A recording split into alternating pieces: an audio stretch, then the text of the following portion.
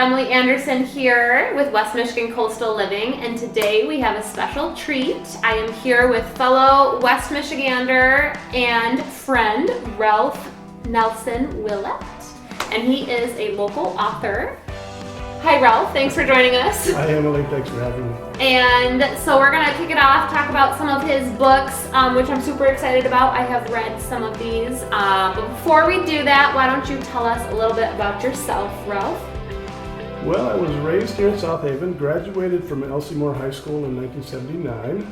Okay. From there, I, because of job situations, moved out of the area, first to Grand Rapids and then over to Flint. And in 2013, my job changed, which allowed me to work from anywhere. And since I had that opportunity, I got to come home and work out of South Haven. Yes, love South Haven. And so about the writing, how long have you been a writer and what types of books do you write? Well, first of all, I am a faith-based writer, so my books to this date has been based around my Christian faith, but they're all fiction stories. And I tend to, some of my books, I tend to kill a lot of people if you if you look Yes, at. I've noticed. Yes. So they can be sort of out of the norm of normal Christian, what you would think of as normal Christian books, but I enjoyed it. It's still focused around people living a normal life within a Christian experience. I like it. It's like the best of both worlds coming together. You know, it's like clean language, at least mostly from what I've read, but then it's like obviously real world, settings and drama, and like this one, you know, gets intense at the end. We'll talk about that a little bit. And so I wanted to ask you, how do you come up with your storylines and your plot? It's really hard to say where the characters come from. They just sort of pop in my head, if that can be explained. Some of the characters, like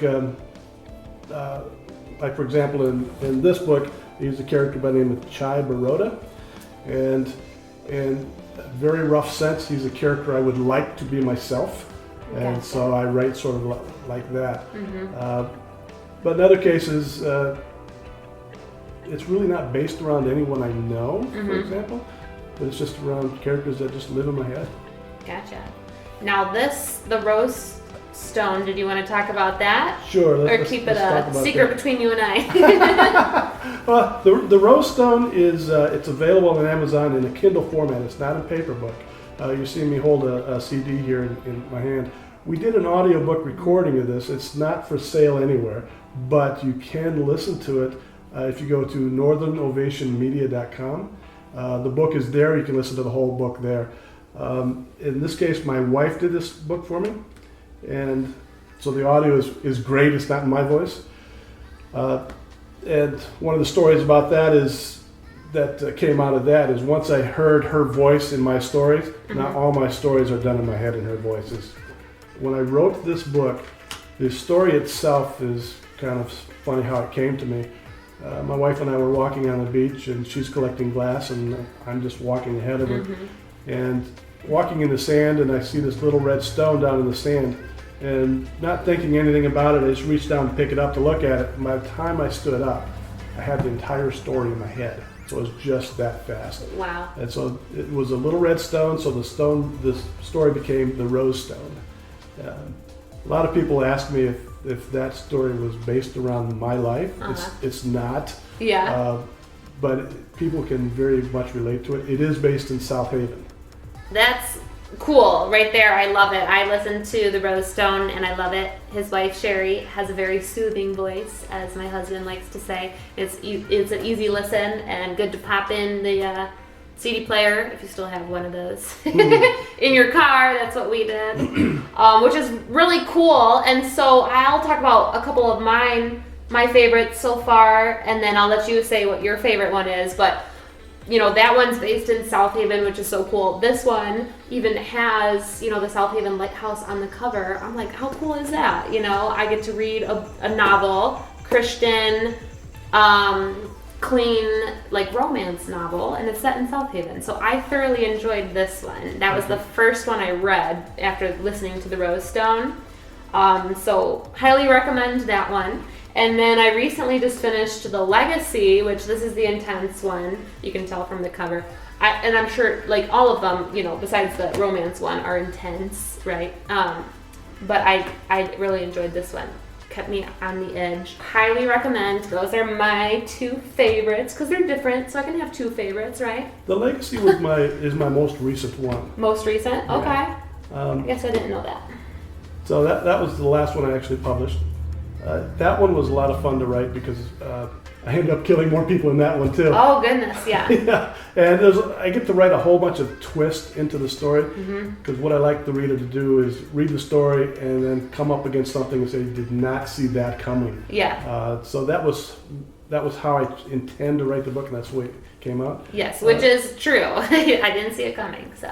Yeah, as you look back at it and say, wow, I like the story, I just did not see those things coming the way they played out. Just completely surprised. Yeah. Yeah, love it. So which one is your favorite and why? My favorite one is this one, The God Whistle.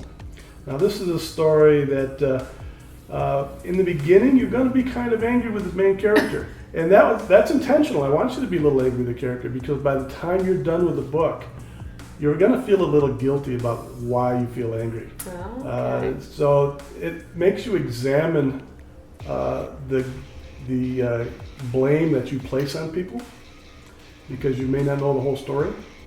And so as you go through the book, you start realizing that the person who is blamed for what happened, and even she herself blamed herself for what happened. You go through the story and you find out, well, we really didn't see the whole picture there. Yeah. Or we didn't understand the whole picture. And so by the end, it comes together in a very good way. Yeah. And I didn't kill anybody there. Okay. And then tell us about this one, The Release. The Release. This one is based in South Haven. And this one is about you'll see the picture of Chicago, right. Skyline there. It's based on a woman who's escaping Chicago. She's an abused woman. She's escaping her boyfriend, as well as the gangs her boyfriend's associated with. In this case, because of her history with her father, who was also very abusive, she has come to the conclusion there is no God, because why would God allow somebody to go through something like right, that? yeah. So throughout the story, we go through the story, and this is where we're introduced to Chiba Rhoda, who ends up being the local hero of the story. Gotcha. And through the end, I sort of leave it open at the very end of it. There might be a sequel coming out of that. I haven't decided. Keep us posted if there is. So where can we find the rest of these if someone wants to, pick one up?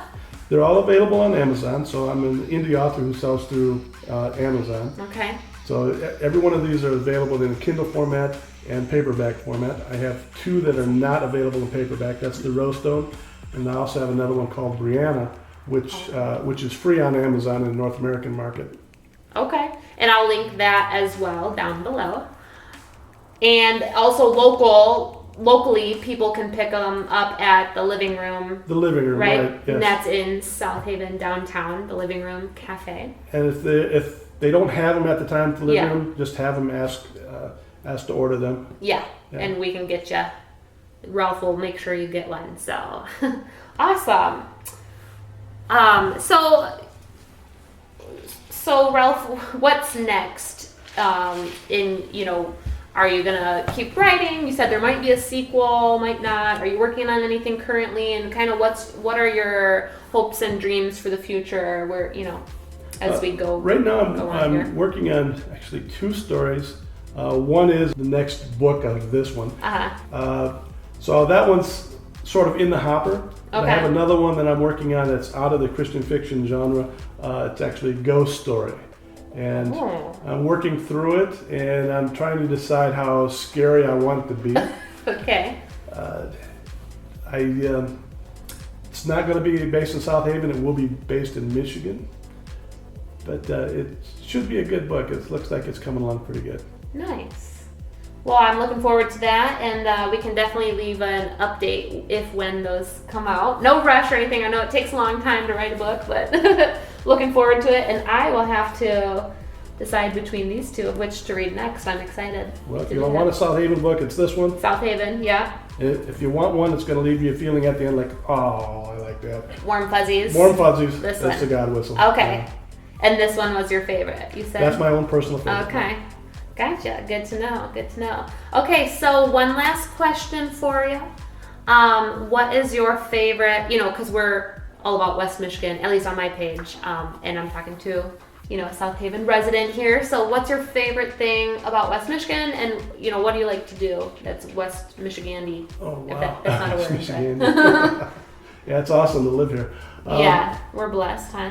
I do a lot of walking on the Calhaven Trail, Okay, yeah. and then my wife and I do a lot of bike riding between here and the state park, because that's an awesome trail there. Yes, the Van Buren Van Buren State Park Trail. Yeah, It's whatever called that something, trail is, but yeah. the one from South Haven too. We Van start Buren here State and end Park, up at yeah. the state park. Yeah, that's a good one. I like doing that too. Yeah, and then spending time on the beach. My wife likes to do hunting for beach glass, and I enjoy cigars out on the beach. So Nice. Well, very good. Well, there you have it. Thanks so much, Ralph, for taking the time thank you. to chat with us. And don't forget, you guys, go check him out on Amazon, or if you're local, stop into the Living Room Cafe and pick up one of his books.